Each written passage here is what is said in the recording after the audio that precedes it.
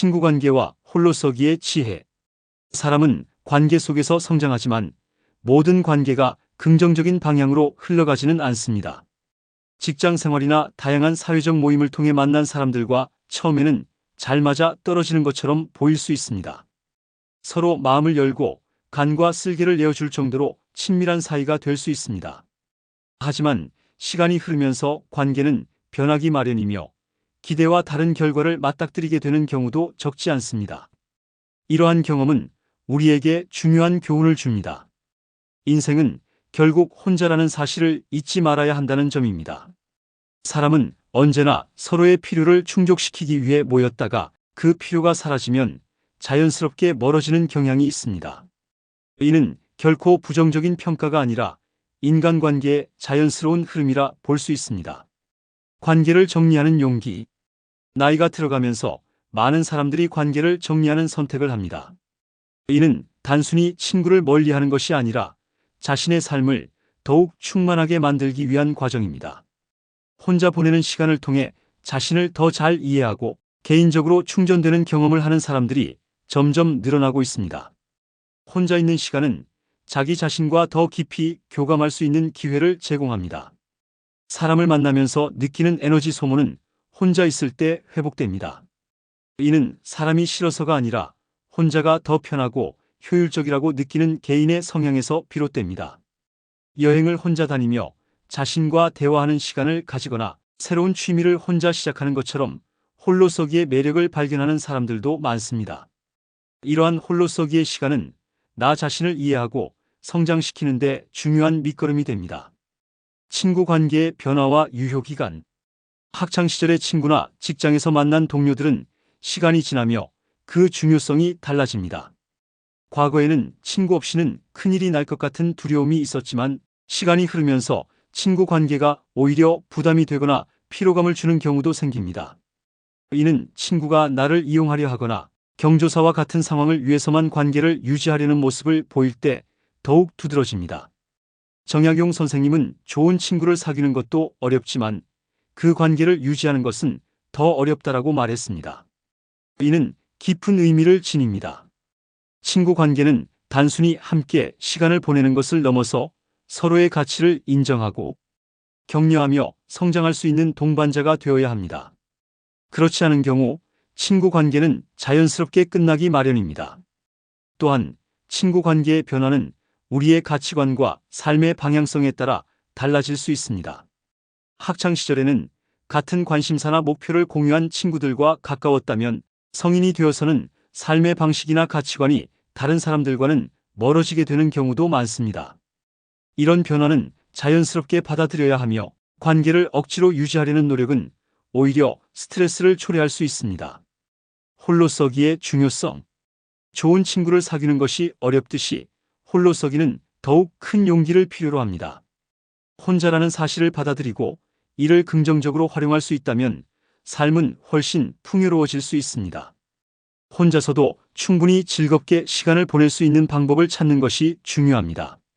책을 읽고 영화를 보고 취미를 즐기는 것처럼 자신의 관심사를 확장하는 것은 삶을 더욱 풍요롭게 만듭니다. 특히 사람과의 관계에서 피로감을 느끼는 이들에게는 혼자만의 시간이 필수적입니다. 대화와 만남에서 오는 에너지 소모를 줄이고 스스로를 충전할 수 있는 방법을 찾는 것이 건강한 정신을 유지하는 데 도움을 줍니다. 혼자 있는 시간을 통해 스스로를 돌아보며 내면의 평화를 찾는 것이 중요합니다. 혼자 시간을 보내는 것은 단순히 외로움을 피하는 것이 아니라 내면의 강점을 강화하고 자신을 재발견하는 과정이기도 합니다. 친구 관계를 새롭게 정의하기.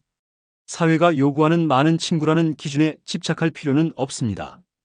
오히려 소수의 진정한 친구를 유지하는 것이 삶을 더 풍요롭게 만듭니다. 진정한 친구는 단순히 즐거운 시간을 보내는 상대가 아니라 어려운 시기에도 곁에 남아있는 사람들입니다. 이들을 위해 에너지를 투자하는 것이 현명합니다. 또한 친구 관계를 유지하려는 이유를 다시 한번 생각해 보아야 합니다.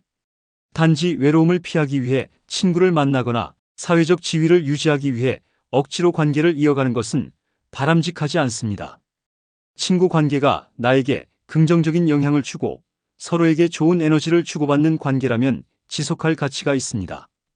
진정한 친구는 나의 강점과 약점을 모두 이해하고 이를 있는 그대로 받아들여주는 사람입니다. 이러한 친구와의 관계는 단순히 즐거운 시간을 넘어 서로의 삶을 풍요롭게 만드는 데 중요한 역할을 합니다.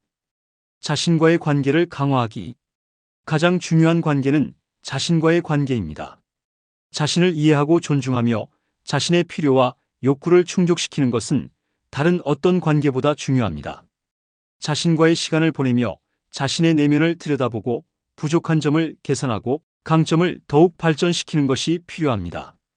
자신과의 관계를 강화하기 위해서는 일상에서 자주 자신과 대화하는 시간을 가져야 합니다.